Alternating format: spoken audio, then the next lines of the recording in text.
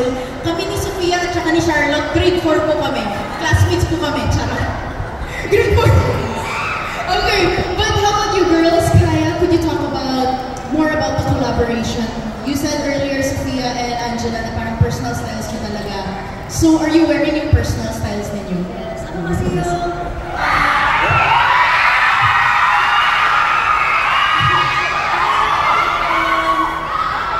kahit muna ako na lagi nagsusot ng skirt din.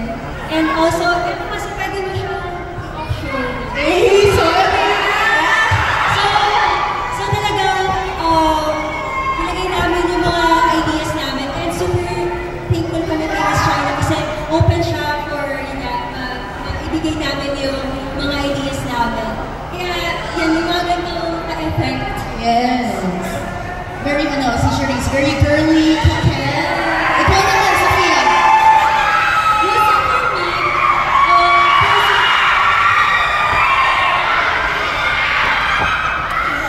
for me, personally, I really like being comfortable, but at the same time stylish. So, and I also like being like simple lang. So, for me, gusto ko talaga yung mga polo and then jorts. That's something na recently bumabalik na naman. So, that's something na I really like wearing recently. Kaya, ito po yung nabunga natin ngayon. So, yeah, simplicity for me. Minimal. Yes, love it. Minimal pero stylish pa rin for Sofia. Okay, next. Angela naman, explain your style.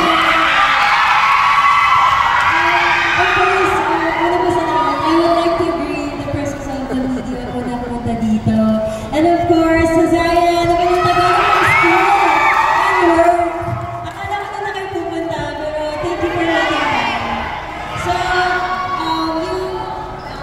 I went to dressing up lately. Actually, napansin ko siguro yun, like sa mga Zaya, before, parang gusto ko casual or yung nakasanayan ko na outfit. But itong mga nakaraan, I think this year, I started dressing up and exploring more on fashion, and lagi akong tambay ng ng Pinterest to know like what to mix and match. And I think natulungan talaga kami sobrang ni Miss China na mapakita sa fashion yung identity namin. And it's very important yung fashion, how dala-dala natin siya every single day, and it gives us our own identity. And syempre, sa girl group, it's very important kasi kasama sa packaging, how you show up yourself, and how confident you are na dinadala mo yung outfit na yun. So, makikita niyo very girly and very niche actually. And pwede mo siya, actually hindi naman to for ano lang eh, pag mga important na event. You can also style this on your own, pwede nga sneakers, or anything na comfortable ka and makes you who you are. Yes. Yung kay Angela is giving core na girly. Ganon. Diba? Oh. Now, Charlotte, take it away.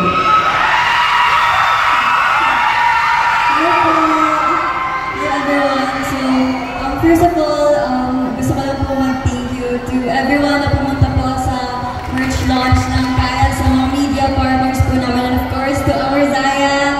Thank you guys! So for what I'm wearing, as much as I wanted to be casual and simple lang, tinry din namin actually i-consider yung mga material na gagamitin for our merches na parang hindi lang siya magagamit nyo for everyday na on a daily basis. Gusto rin namin siyang i-level sa mga international qualities ng mga clothing. So, sa akin naman, parang velvet yung texture or material na ginamit namin para rin mabagayan nyo kung gagala kayo or mag-out of town or out of the country. So, ayun, sana nagustuhan nyo everyone, and sana naging happy kayo sa naging outcome ng merchandise ng Kaya with partnership of Wear Casa. Thank you, Miss China! Yes! You guys are an elevated casual. Ganon. May pa-velvet. Love it!